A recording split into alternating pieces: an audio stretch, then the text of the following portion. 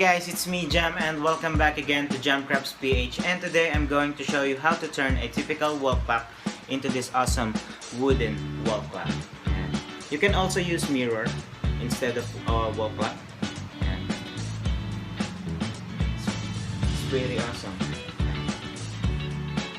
And I also customized my older project. This is also a wooden wall clock, and I just changed it into because I have a mirror back there and it's broken, and so I used this for a new project. And it's pretty cool, right?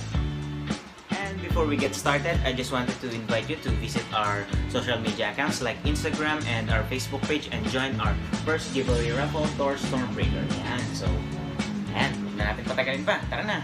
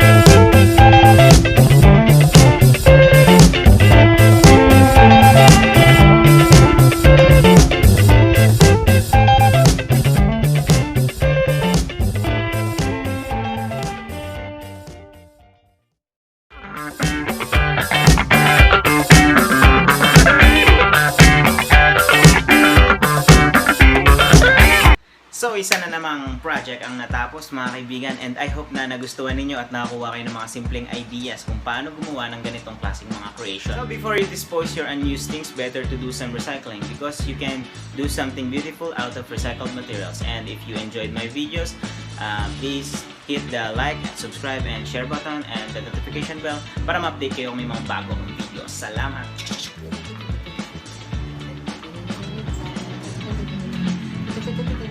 And again guys, please visit and follow our social media accounts like Instagram and our Facebook page, Jamcrafts PH. Thank you.